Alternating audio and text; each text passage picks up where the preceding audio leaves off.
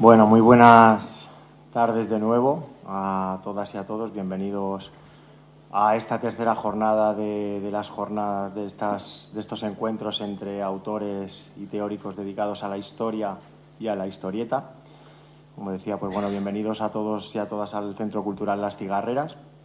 Y bueno, pues vamos a clausurar hoy como último día estas jornadas y bueno, pues enlazando un poco de forma cronológica con el hilo conductor que nos lleva desde el miércoles, en el que empezábamos por la Primera Guerra Mundial, seguíamos con el contexto, la evolución del siglo XX con la Segunda Guerra Mundial, con la Guerra Civil Española, ayer con el encuentro entre Sento y Manuel Barrero.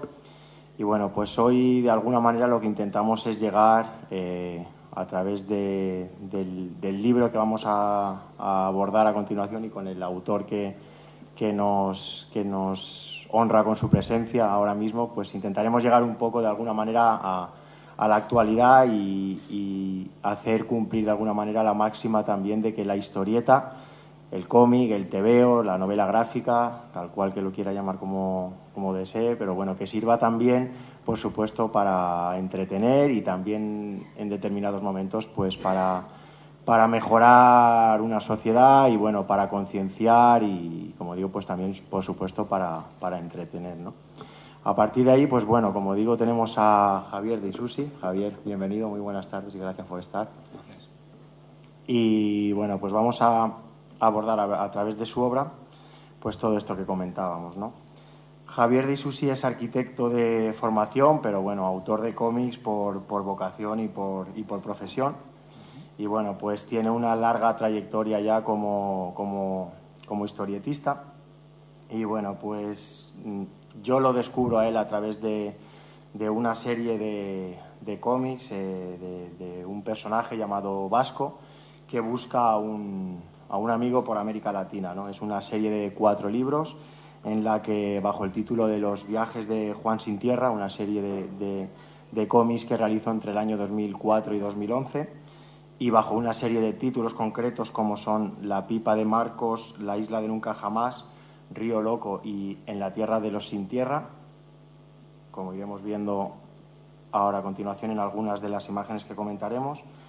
Pues bueno, aborda, como digo, pues la diferente, se retorna de alguna manera a la figura del aventurero clásico, a la representación de la esencia del viaje, del descubrimiento, y bueno, pues aborda también determinadas problemáticas sociales y políticas de América Latina. Ahora lo veremos. Y bueno, pues en el año 2012, con el guionista Luciano Sarracino, dibuja una historia también que tiene relación de alguna manera con uno de los capítulos de los viajes de Vasco. Y bueno, pues es una serie también muy valorada por la crítica. Ha realizado diferentes obras cortas para revistas, ONGs, incluso pues bueno, como autor de historieta también, pues colaborando en proyectos también muy curiosos como el disco Mentiroso, Mentiroso de Iván Ferreiro, en el que también intervino con una de las historias cortas que hay en este disco, muy recomendable también, el libro y el formato, muy original también. Como escritor también tiene un proyecto en el año 2011, La partida del soldado, ilustrado por Leticia Ruiz Fernández, un libro ilustrado que obtuvo un premio bastante importante en Venezuela. Y bueno, pues también ilustra la obra de Oscar Wilde, el retrato de Dorian Gray, en el año 2012. En el año 2014 realiza la obra He visto ballenas, que la tenemos junto con otros libros expuesta, que no lo he comentado, en la pequeña muestra de libros que tenemos de los autores fuera en la salita de entrada. Y bueno, pues es una obra también muy importante en el sentido de que estuvo nominada al mejor álbum extranjero, ¿fue, Javier? No, el mejor álbum. Estuvo nominada tal cual al mejor álbum en el Festival Internacional de Angoulême. Y obtuvo el premio al mejor autor nacional en el Salón del Cómic de No lo obtuve. de Barcelona. Estuve nominado también. ¿Estuviste nominado? Sí, Bien, yo tuve vale, muchas pues ahí nominaciones, muy pocos premios, pero muchas estamos en nominaciones. esa. Lo merecía quizá, pero bueno, ahí nos quedamos. A partir de ahí, pues bueno, en el año 2015 aborda el proyecto que nos toca ahora. Es un encargo de la CEAR, de la Comisión de Ayuda al Refugiado, en este caso concretamente de la CEAR del País Vasco, ¿no? Y bueno, pues es un encargo que ahora entraremos en profundidad en él. Y y lo tocaremos de forma pertinente. Entrando un poquito, quizá, Javier, por la trayectoria un poco, me gustaría que nos hablases de estos viajes de Juan Sin Tierra, cómo de alguna manera te llegó un poco la idea de abordar esta obra, ¿no? Sí, esto surgió de un viaje que hice yo por América Latina. Estuve un año viajando por América y yo entonces era arquitecto sin saber qué es lo que quería hacer con mi vida. Y en ese viaje fue cuando decidí intentar hacer lo que siempre había querido hacer, que era hacer cómics. Y en ese viaje también se me ocurrió el primer cómic que quería hacer, que era juntar a dos personajes que yo ya me había inventado antes. Mientras hacía la carrera yo hacía muchos cómics, así para mí. Con tal de no estudiar, cualquier cosa vale, ¿no? Entonces hacía garabatos, se me ocurrían historias y tal. Y tenía estos dos personajes, Juan Sin Tierra y Vasco, pero yo no conocía cuáles eran sus historias. Y cuando hice el viaje dije, anda, ya sé cuál es la historia de estos dos personajes. Es que Vasco está buscando a Juan. Y se me iban ocurriendo. Y por los diferentes lugares por donde iba pasando dije, mira, pues... Y de hecho no solamente se me ocurrían, sino que escribí los guiones. Por lo menos de los dos primeros tomos los escribí estando en el viaje. Y entonces, bueno, cuando volví a Europa después de aquel viaje, me puse a dibujar. Tuve que reinventarme, porque claro, yo había estado no sé cuántos, un porrón de años estudiando arquitectura, tuve que dejarlo, porque, bueno, tuve que dejarlo, ¿no? Yo decidí dejarlo, ¿no? Y entonces me puse de manera autodidacta con esto de los cómics. Coincidió que era el momento en el que empezaba a salir la novela gráfica en España y era el tipo de cómic que yo quería hacer. Entonces, bueno, ahí como que caí en el momento adecuado, en el lugar adecuado. Y bueno, y lo que hice con esta serie era mezclar. Yo suelo decir que hay como 3 capas de lectura en estos libros, que tienen diferente importancia, depende del volumen, depende del tomo, vamos. Una capa sería como la descripción social del lugar donde sucede la historia, ¿no? En la pipa de Marcos, el Marcos del título es el subcomandante Marcos, sucede en una comunidad zapatista de Chiapas, y en el primer tomo, esa primera capa, que es la descripción de la realidad social, es muy importante, es tan importante que el otro casi no se ve. Las otras 2 capas serían la pequeña aventurita que ocurre en ese tomo, ¿no? Una aventura más o menos que es ficción. La primera capa es real, ¿no? Es la descripción más o menos objetiva del decorado, del escenario, la realidad política, la realidad geográfica. La segunda es una ficción, es una aventura que le sucede a Vasco en ese tomo. Y la capa más profunda vuelve a ser real, pero es interna, no es personal. Es un poco, yo sí que quería meter de alguna manera en ese viaje, aunque fuera de una manera metafórica, un poco el tipo de viaje que hice yo, o que estaba haciendo, ¿no? Pero bueno, eso ya parece de una manera más metafórica. Entonces, en la Isla de Nunca Jamás, si en el primero, en la pipa de Marcos, además es muy gracioso, la pipa de Marcos sucede en una comunidad zapatista que se llama La Realidad. Existe esa comunidad zapatista, yo estuve ahí, ¿no? Y es como eso, muy real todo. La Isla de Nunca Jamás, que es el segundo tomo, toma el nombre de la Isla de Nunca Jamás de Peter Pan, y es la isla de Ometepe, en el lago Nicaragua, donde a mí se me ocurrió ahí, bueno, me encontré una isla muy de cuento, ¿no? Metida dentro de una realidad, como es la realidad nicaragüense, que no es nada de cuento, ¿no? Y ahí lo que hice fue meter a Vasco como que se metía dentro de una historia, como él se veía de alguna manera dentro del libro de Peter Pan. Y entonces la estructura de todo el libro es la estructura de Peter Pan. Entonces aquí coge mucha fuerza la segunda capa, ¿no? La de la historia de ficción. Y en Río Loco, que es el tercer tomo, es donde las 3 capas están más igualadas. La primera de descripción un poco social, estamos en la Amazonía, en Río Loco. La de la aventura también, que tiene mucho peso, y ya empieza a tener más peso lo que es la evolución del personaje, ¿no? De Vasco. Vasco, en los 2 primeros tomos, se convierte en una especie de héroe clásico, ¿no? Al estilo de Corto Maltés. Hay muchas referencias a Corto Maltés. Se mete Corto Maltés dentro del libro. ¿Por qué? Pues porque es el paradigma del héroe, ¿no? Del héroe de aventuras, el héroe de cómic. Entonces, pues es un poco el papel que adopta Vasco, el de ser un héroe. Y entonces, bueno, pues es un héroe a la manera de Corto Maltés.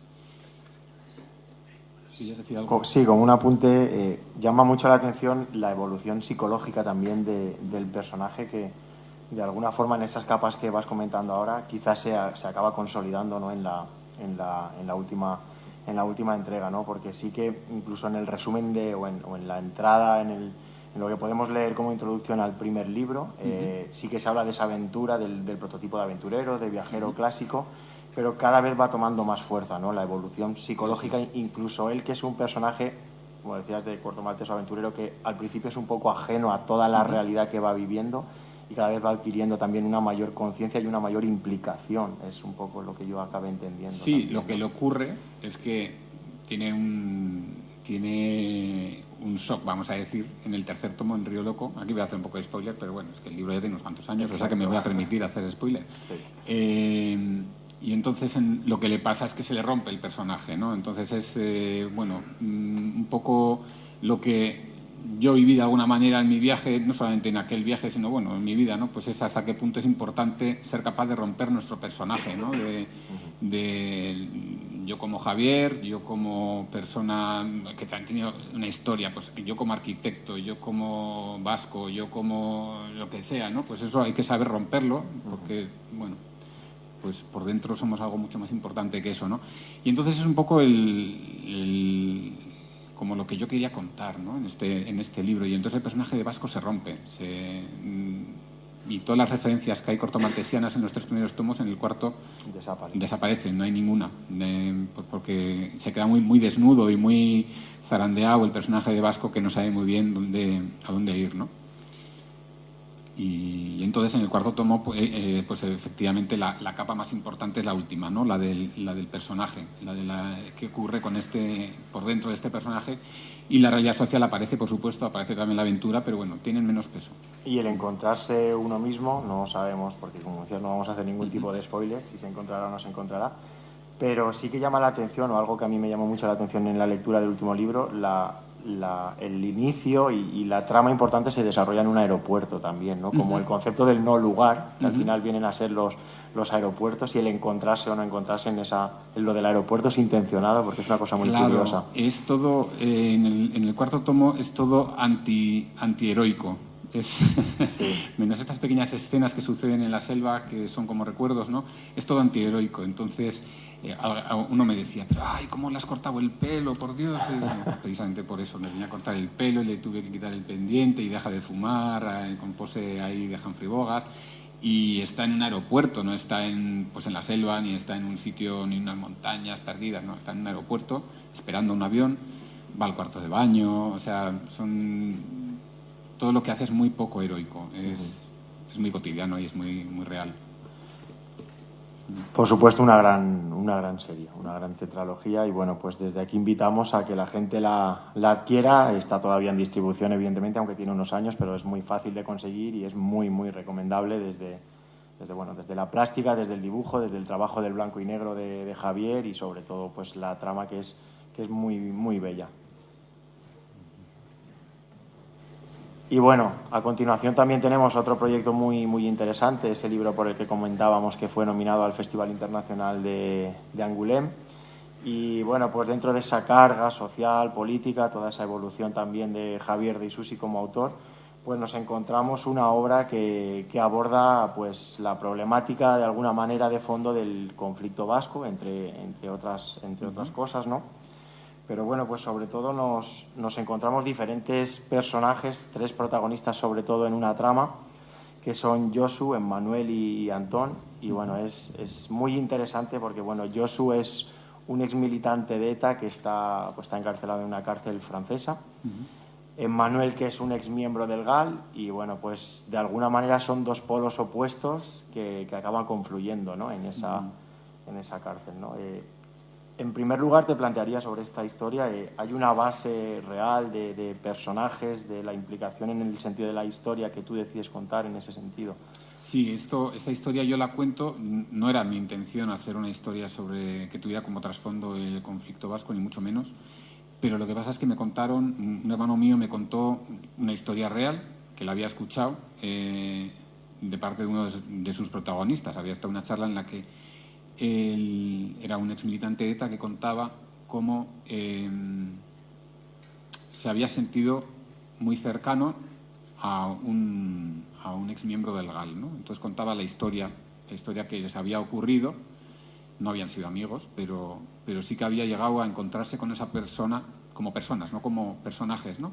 Entonces yo creo que aquí pasa una cosa, que es que los autores reincidimos en las mismas tramas una y otra vez, ¿no?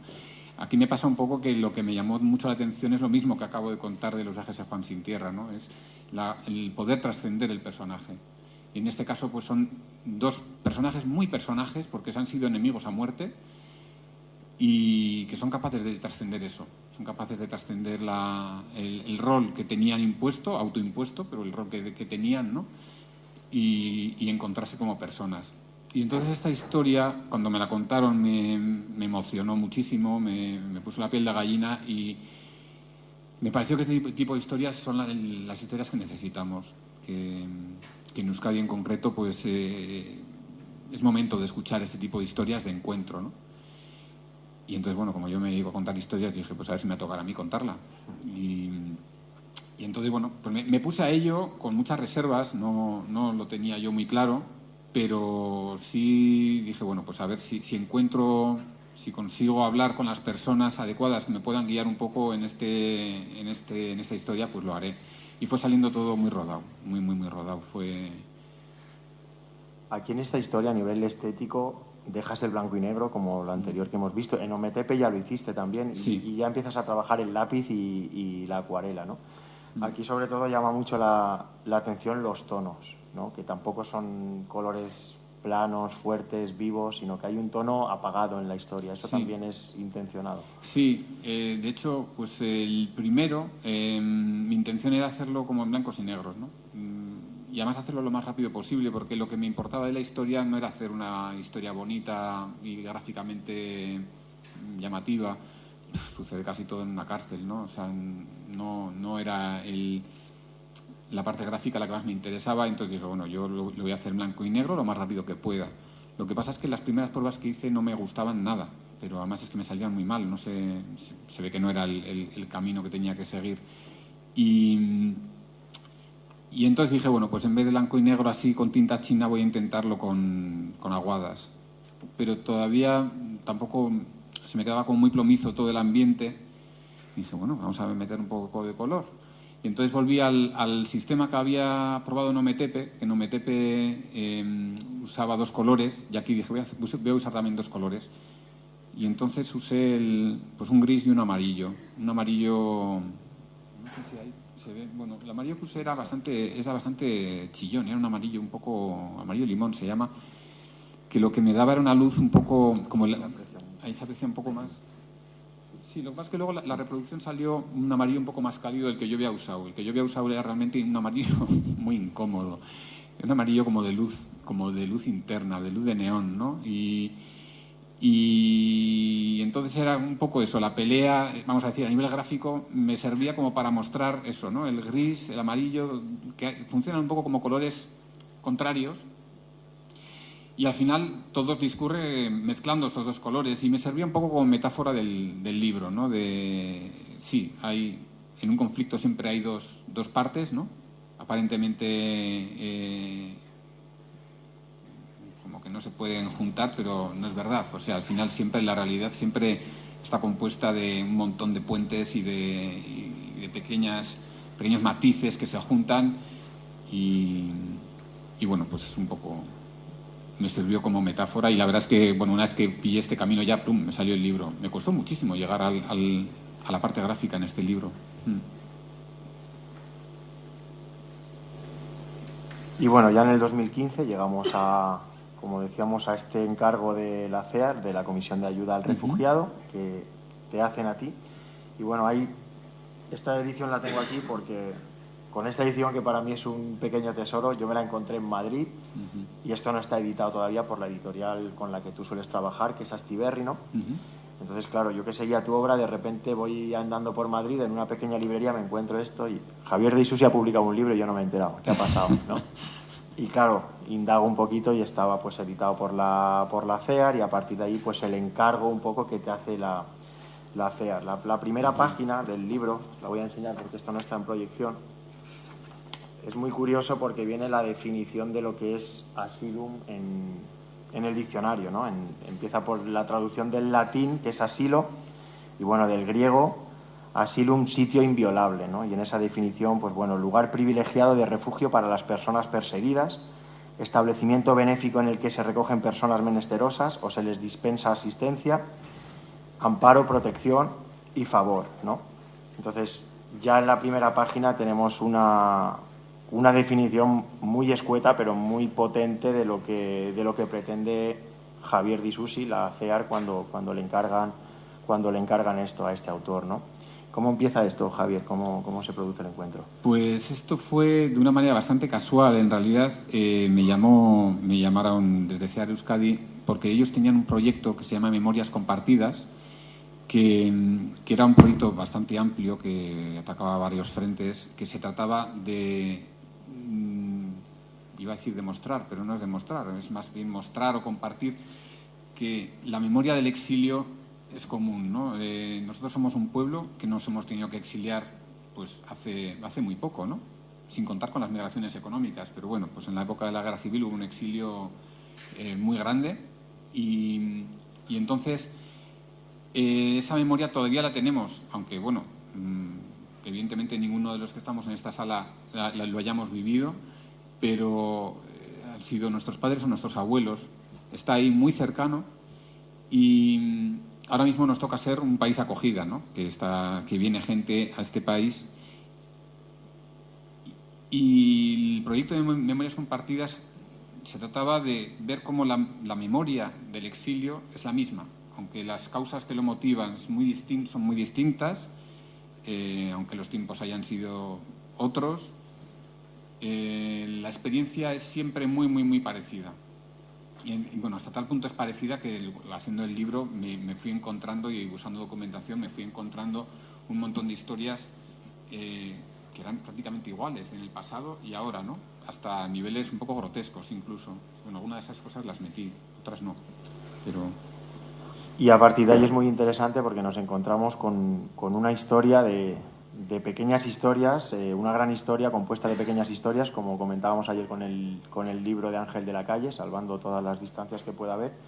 De alguna manera todas las historias giran alrededor de una historia principal, quizá, o alrededor de un personaje principal, que es la figura de Marina. De Marina. ¿No? Marina es una señora que está en una residencia y bueno, pues Mayalen, que es su nieta, su sobrina. Su nieta. Su nieta.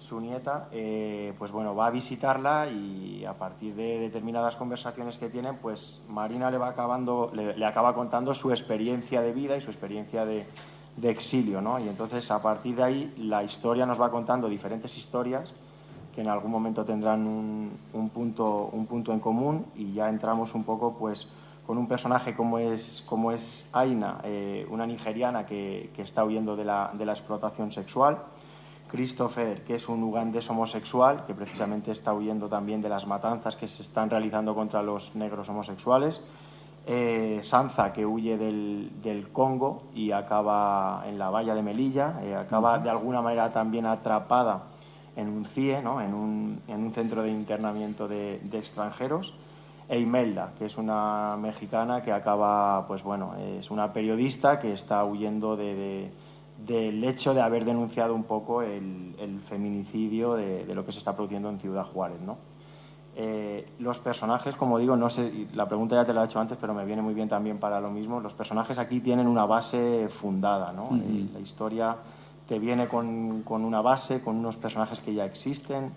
Bueno, sí, no. A ver, cuando me hablan la gente de CEAR de este proyecto, la verdad es que no tenían ni idea de cómo hacerlo. Era como, no sabían si hacer un cómic, si hacer una novela, si hacer que no sabían. Lo que sí sabían era que querían usar dibujos.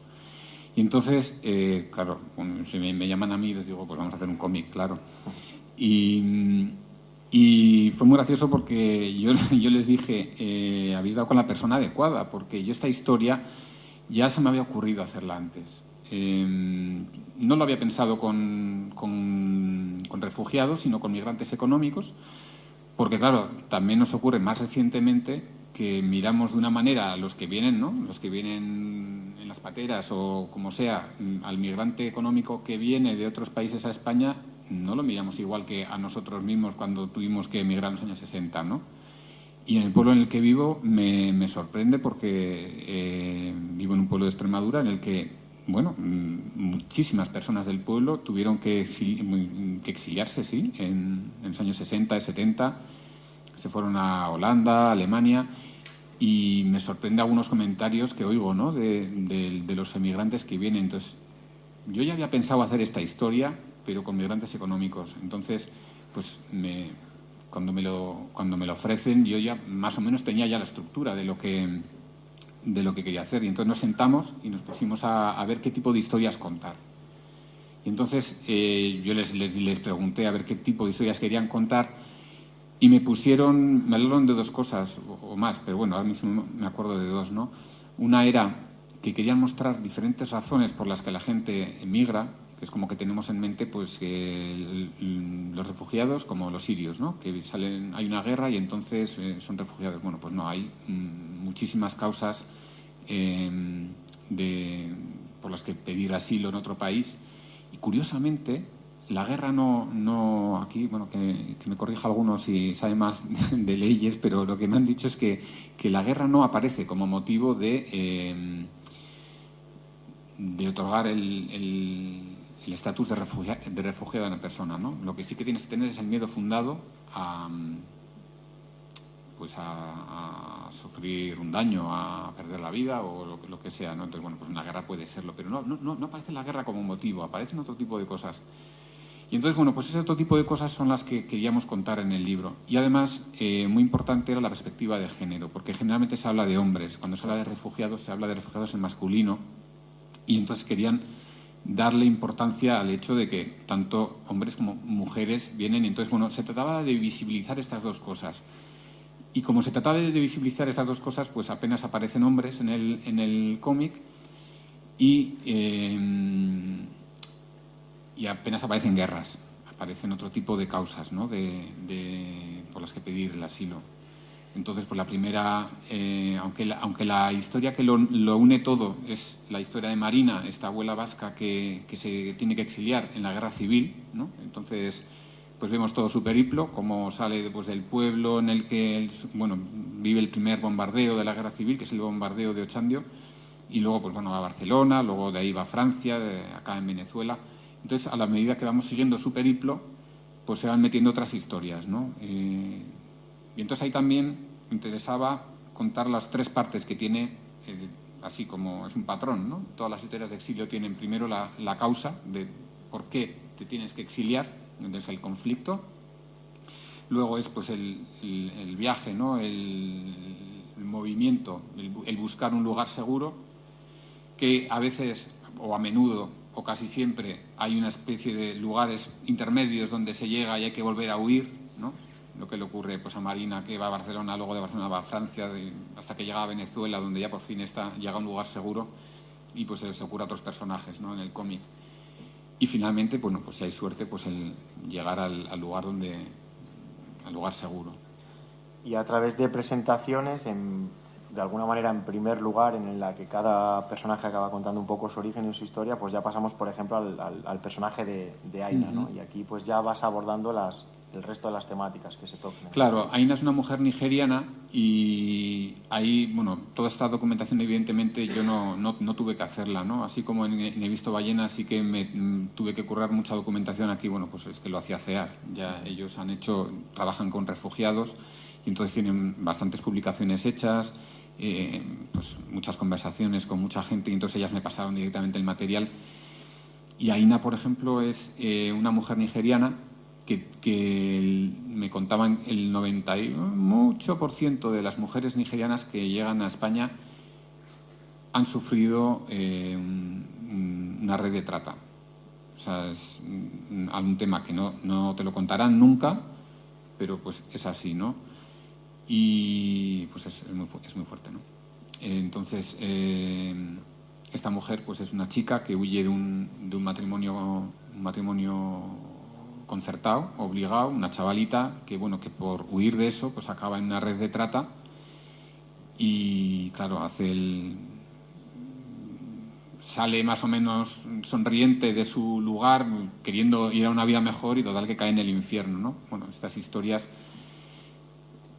Mientras hacía el cómic me encontraba historias que, bueno, peores que de lo que yo cuento. Los suavicé un poco, muchas de las historias. Y se ve muy bien reflejado cómo de alguna manera la engañan, la manipulan y cómo ella piensa que va a llegar a un lugar mejor, ¿no? Al paraíso. O sea, de alguna manera la visión que ella tiene de Europa y cómo rápidamente pues se le cortan las alas en ese sentido, ¿no? Y ve la triste realidad, ¿no? Y se enfrenta a lo que se enfrenta.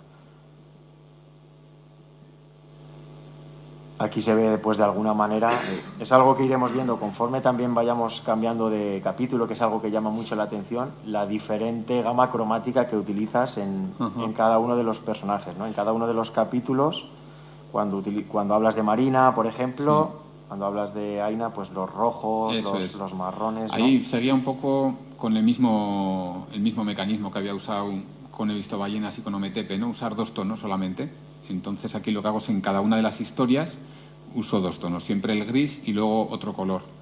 Lo que ocurre es que cuando se juntan todas las historias, pues aparecen pues todos los colores, ¿no? Lo que parece que es una cuatricomía más o menos completa. No lo es, pero lo parece. Aquí seguimos viendo pues un poco Marina, que nos va contando todo su periplo, ¿no? Eso es, ahí está en el primer exilio, ¿no? Cuando pasan la frontera a Francia. Esto es, claro, como era Cear Euskadi que me lo encargaba, había pues un hincapié en contar, se trataba de mostrar el paralelismo entre la gente vasca y los que llegan a Euskadi, ¿no? Entonces se cuenta un exilio vasco. Y alguien me decía de Madrid, me decía, es un poco localista esto, ¿no? Me decía, le gustaba mucho la obra, y me decía, tienes un poco... Y yo, bueno, es que me lo pidió la gente de Cear Euskadi. Entonces, bueno, pues esto sale de Irún, ¿no? Cuando llegan las tropas de, no sé si era Mola, bueno, las tropas nacionales llegan a Irún y entonces la población en masa cruza la frontera y se va a Hendaya y ya no pueden volver. Se quedan en Francia y les mandan en trenes a la zona republicana, pero a Cataluña, ¿no? Les mandan por Francia hasta Cataluña. Y es un poco lo que se ve, es el primer exilio, ¿no? Y bueno, en principio, te iba a comentar algo también por la tira un poco de viñeta más clásica, de ocupar la página con... No sé, es que pensaba que tenía la viñeta de la explosión. Bueno, da igual. Sí, más atrás. Estaba más atrás, ¿no? Porque me interesa también ese tipo de... que hay momentos muy líricos donde se ve el horror reflejado y de repente saltas algunas páginas en las que se producen este tipo de cosas también, ¿no? Sí, no hago muchos experimentos, la verdad. O sea, en realidad, pues no era un cómic en el que tenía que meter muchas historias en un formato pequeño. Tampoco podía hacer muchos experimentos gráficos, pero en algunas páginas como esto, ¿no? El bombardeo, pues bueno, pues ahí sí. Ahí explotan las viñetas. Sí. Y bueno, después nos encontramos, continúa la evolución, se siguen presentando los personajes y encontramos la historia de Christopher. De Christopher, que es un ugandés homosexual que, bueno, pues supongo que la mayor parte o todos habréis oído hablar de la ley Mata Gays que hubo durante, no sé ahora cómo está la situación, pero en Uganda se quiso poner la pena de muerte a la gente homosexual. Hay un documental que, si lo podéis ver, es impresionante, que se llama Call Me Kuchu, Llámame Kuchu, que cuenta una historia que luego ahí hago una mención a este hombre, a David Kato, que fue un abogado que luchó mucho a favor de los derechos de la población homosexual y, bueno, le mataron después de una campaña que hubo en un periódico para matar a los gays. Sacaron fotos de 100 personas, eso lo cuento en el cómic, pero es estrictamente real. Sacaron fotos de 100 personas con sus direcciones, su foto, su nombre y apellidos y ponía en la primera página colgadles, ¿no? Hang them. No es el único país, Uganda, que tiene pena de muerte por la homosexualidad. Lo más curioso, o igual lo que más nos toca, es que era el primer país cristiano, entre comillas, ¿no? Es una ley que en algunos países musulmanes existe, pero es el primer país cristiano que quería hacer una ley así. Se lanzó a la comunidad internacional pues para que no la hicieran y finalmente no la aprobaron, la ley esa, pero la homofobia pues sigue estando en el aire, ¿no? Y entonces este hombre pues huye de Uganda, es uno de los que salen en las 100 fotos, ¿no? Y bueno, y cae en Kenia, donde la situación pues está un poco mejor, pero pues solo un poco mejor, ¿no? Entonces un poco lo que decía de las diferentes estaciones en las que, bueno, huyes del lugar donde tienes el peligro y, bueno, pues caes a un sitio donde pues, igual tienes que volver a huir, ¿no? Y, bueno, aquí, por ejemplo, nos encontramos con Sanza, que, bueno, que de alguna manera es muy interesante también por lo que decíamos de cómo se contrarresta en una página con la otra, pero, por ejemplo, hay un informe muy interesante en la página web de la CEAR País Valencià, donde pues se explican un poco todos los datos en la actualidad de cómo está la situación de los refugiados, asilados y un poco toda la problemática. Pues, por ejemplo, aparecen imágenes en ese informe muy interesantes sobre, por ejemplo, como estamos viendo aquí, el salto a la valla de Melilla, ¿no? Uh-huh. Y ese informe son fotografías recientes. Evidentemente hay fotografías pues que se repiten en los años, ¿no? Pero en ese informe, curiosamente, parece que esta página esté sacada de una de las fotografías, porque se ve, es brutal. Hay una fotografía que es muy, la composición que han hecho con las diferentes imágenes es muy esto, ¿no? La sensación de la gente saltando y bueno, pues lo que se puede observar ahí claramente, ¿no? Y bueno, pues como decía, pues la sensación también cuando uno lee la historia de Sanza, que de alguna forma queda un poco atrapada en el CIE, ¿no? Porque cuando llega al centro de internamiento tiene también esa... Ella no, porque la situación de la mujer ahí, ella se reúne en determinados momentos cuando están planificando el saltar, ¿no? La valla. Al final ella opta por otra medida, ¿no? Que es entrar por el mar. Es más valiente que el resto de los hombres con los que se está reuniendo. Y hay un diálogo muy interesante también en el que alguien habla de que debería ser ella, ¿no? La mujer la que tendría que guiarlos un poco a esa misión casi imposible, ¿no? Ella de alguna manera queda un poco relegada y decide abordar la situación un poco, jugársela ya después de todo lo que llevaba tras sus espaldas, un poco a cara o cruz, ¿no? Uh-huh. Sí, esa historia además está, bueno, es muy real lo de una persona que no sabe nadar, que coge una rueda y se la pone con un flotador e intenta entrar a Melilla pues nadando, ¿no? Eso de hecho pues está sacada de una experiencia real, que era un hombre en este caso, el que la historia de Sansa curiosamente está muy inspirada en un hombre, solo que le cambié el sexo, ¿no? Es una mujer que tarda 13 años en llegar desde el Congo hasta Europa y, bueno, pues a lo largo de esos años pues va pasando por diferentes sitios y va haciendo pues diferentes cosas. No es que esté evidentemente viajando todo el rato, pues va haciendo pues diferentes, en este caso se cuenta, ¿no? Pues como pues montó una escuela para mujeres en un campo de refugiados. Y eso está basado en muchas mujeres de las que he leído pues cosas, ¿no? Y esto en concreto lo intentó hacer este hombre, entrar a nado, solo que él no lo consiguió. Le interceptó una patrulla y lo devolvieron. Yo fui un poco más magnánimo con la pobre Sansa y la dejé pasar la frontera. Pero efectivamente, una vez que pasa la frontera, cuando llega a Melilla, no ha llegado. Aunque parece que ha llegado, pero no ha llegado. Y entonces se queda no es un CIE, primero, es ahora no me sale el nombre. Lo que hay en Melilla no es un CIE, es otra cosa, es otra figura. No están encerrados ahí la gente, pero tampoco puede salir. Entonces se cae en una especie de limbo en el que se pueden pasar además un tiempo indefinido. Y pues años. Y en este caso Sansa se queda 2 años, luego ya la mandan a la península y ahí va al CIE. Lo que pasa es que en los CIE solo pueden estar, creo que 2 meses o 3 meses, no pueden estar más tiempo. La cosa es que en el CIE sí es una cárcel. Una cárcel en la que no puede entrar nadie. Los únicos a los que dejan entrar es a Cruz Roja. Curiosamente Cruz Roja tiene un estatus, pero tiene un compromiso como los curas, que no pueden decir nada. Por eso funcionan en cualquier sitio y por eso les dejan pasar a cualquier sitio. O sea, es para eso, para que les dejen hacer su labor en cualquier lugar, pero tiene esa doble vertiente que no pueden intervenir más que de una manera asistencial, ¿no?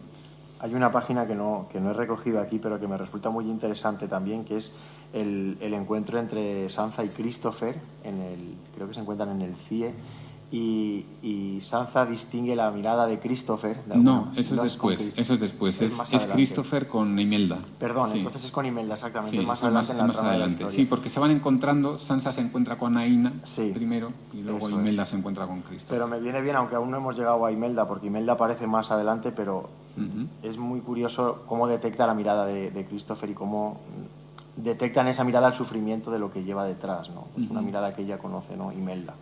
Sí, eso es algo que leí en algún sitio, ¿no? Lo de la mirada, ¿no? Y bueno, es muy fácil también empatizar con eso, ¿no? Yo creo que la mirada de estar perdidos a todos conocemos, ¿no? Estos son imágenes del periplo de Marina, contándolo desde su juventud, cuando están en la playa, sí, ¿no? Los tienen hacinados en Argelès, Argelès-sur-Mer, en Francia, ¿no? Que es una historia que pues antes no se conocía y ahora, pues bueno, parece como que se habla ya muchísimo, ¿no? Yo creo que todo el mundo ya hemos oído hablar de los campos de concentración en los que estuvieron por los republicanos españoles en Francia. Y en el campo de Argelès-sur-Mer fue el más grande, llegaron a estar 800.000 personas en una playa en la que al principio no había ningún tipo de condiciones sanitarias, ni había casas, y era invierno. Estuvieron en unas condiciones... Eso pues se le ve aquí el culo a este personaje, ¿no? Porque se ha sacado una foto real en la que se ve que se están limpiando en el mar. Y sorprende pues porque yo qué sé, yo por lo menos tengo la idea como que es una época más recatada o lo que sea, y ahí están hombres desnudos y hay mujeres y bueno, pues eso la página anterior a esa, no sé si está, bueno, no está aquí sacada. Hay una viñeta que está sacada directamente, es una fotografía real. Y luego hubo muchos comportamientos diferentes por parte de los países que acogieron o recogieron a los españoles que marcharon. Hay, por ejemplo, lo que veíamos del campo de concentración francés, de la acogida que tuvieron en Francia, la diferencia, por ejemplo, con cómo se les acogió en México, en Venezuela, ¿no? Que se puede ver ahora un poco con la evolución del personaje de Marina cuando llega a Venezuela, ¿no? Esto ya es Venezuela. Eso es Venezuela, claro. Sí, claro. Es un tema que a mí me inquieta mucho, ¿no? ¿Cómo queremos pasar a la historia? Porque ahora resulta que comentamos cómo acogió Francia a los refugiados españoles y es motivo de vergüenza, ¿no? Dice, fíjate cómo trataron a los refugiados españoles que llegaban huyendo de la guerra y mira cómo les tratan, les meten en un campo de concentración. Es motivo de vergüenza para ellos. Sin embargo, se habla de México y es al revés, ¿no? Es motivo de elogio. Hay unas historias preciosas, además del cónsul mexicano, cómo pues alquiló unos castillos para poder meter a los refugiados españoles y les daban la nacionalidad. Y eso es motivo de orgullo para México, ¿no? Y hay una historia más con el entierro de Azaña que a mí me pone los pelos de punta. Le enterraron con la bandera mexicana porque... Bueno, no me voy a extender, que te estoy viendo ponerla... Vamos perfecto, no te preocupes. Sí, cuéntalo. No, pues cuando murió Azaña le querían enterrar pues murió en Francia, en el exilio, pocos meses después de exiliarse. Y entonces le querían enterrar con la bandera republicana. Pero el gobierno francés dijo que nanay, que la bandera que había de España era la otra, la de Franco, y entonces que tenían que enterrar con la bandera de Franco. Y entonces los familiares no querían, y entonces cogieron los mexicanos y dijeron, pues les enterraremos con la bandera mexicana, que para nosotros sea un honor y para ustedes una lección, ¿no? Y dijeron quien fuera, el cónsul, el embajador, y le enterraron con la bandera mexicana a Azaña. Y eso son cosas que, visto a posteriori, pues como si eres mexicano, yo creo que te tiene que enorgullecer ese acto, ¿no? Y si eres francés, pues te tiene como... Bueno, todo esto dentro de unas comillas, evidentemente, ¿no? Pero bueno, como decir, pues mira qué bien y mira qué mal, ¿no? Y bueno, pues en el futuro pues hablaremos de cómo hemos acogido a los sirios. Hablaremos de cómo hemos acogido a toda la gente que ha llamado a las puertas de Europa. Y a ver qué imagen queremos tener de nosotros mismos, ¿no? Bueno, pues estamos viendo lo que vamos a sentir dentro de unos años.